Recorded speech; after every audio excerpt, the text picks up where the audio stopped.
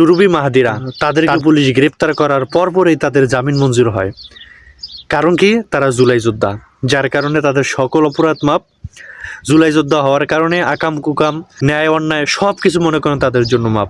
পুলিশে যদি তাদেরকে গ্রেপ্তার করে দিনের মধ্যে রাত্রের মধ্যে তাদেরকে জামিন দেওয়া হয়। অথচ একজন আলেম আতাউর রহমান বিক্রমপুরী, সেও তো জুলাই যোদ্ধা, সে তো সামনের সারিতে ছিল, অথচ তাকে পুলিশ গ্রেপ্তার করে নিয়েছে অনেক দিন হলো। অথচ কেউ একটা ফেসবুক পোস্টের মাধ্যমেও তাকে মুক্তির ব্যাপারে একটা দাবি জানায় না, তার গ্রেপ্তারের নিন্দা জানায় না, তাকে ছাড়িয়ে আনার জন্য কেউ রিস্ক নেয় না, তার পক্ষ হয়ে কেউ লড়াই করে না। অথচ সেও তো জুলাই যোদ্ধা। আলেম হওয়ার কারণে কি সে জুলাই যোদ্ধা হওয়ার পরেও বিনা অপরাধে কেন দিনের পর দিন জেল হাজতে থাকবে? এটা কি বৈষম্য নয়?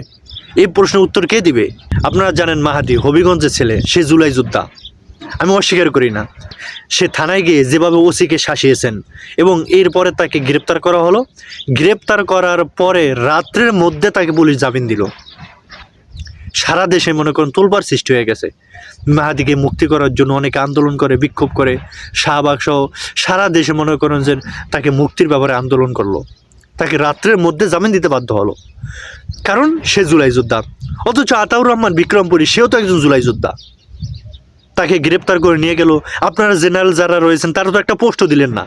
অথচ আলেম ছাড়া অন্য একজন জেনারেল শিক্ষিত লোক যদি পুলিশে গ্রেপ্তার করে, তাইলে তাকে মুক্তি করার জন্য সর্ব সেক্টরের লোক আন্দোলন করে, বিক্ষোভ করে, সামাজিক যোগাযোগের মাধ্যমে তাকে ছাড়ানোর ব্যাপারে তারা ভূমিকা রাখে। আলেমরাও বেশ গুরুত্বপূর্ণ ভূমিকা রাখে তাদেরকে ছাড়ানোর জন্য।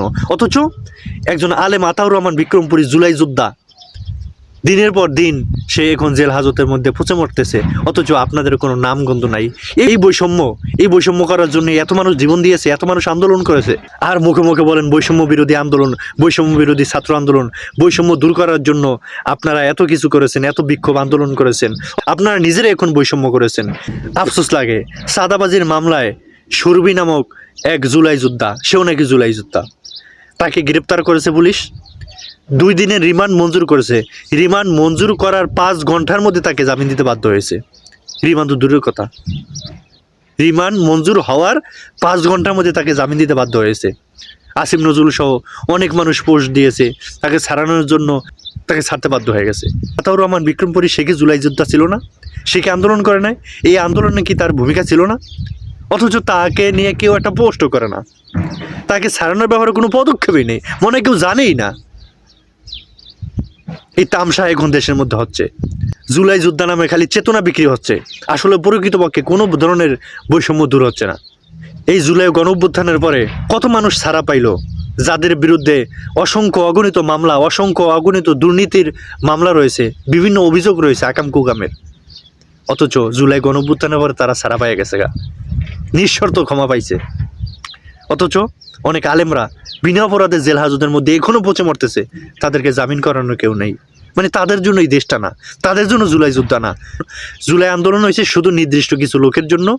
এখন তারাই মনে করেন জুলাই যুদ্ধের এই চেতনা বিক্রি করে তারাই খাইবে, তারাই সকল সুযোগ সুবিধা ভোগ করবে, এছাড়া অন্য কেউ ভোগ করতে পারবে না, অন্য কেউ এদেশে থাকার অধিকারও রাখে না, তারা থাকবে জেলখানায়।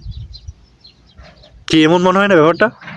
তীব্র নিন্দা জানাই আতাউর রহমান বিক্রমপুরী সহ যারা জেল হাজতে রয়েছে, তাদেরকে অতি দ্রুত মুক্তি চাই এবং তাদের সাথে এই ধরনের বৈষম্য পেশ করার কারণে আমি তীব্র নিন্দা ও প্রতিবাদ জানাই। কি জনগণ কেমন করবেন? না, কেমনও করতে পারবেন না।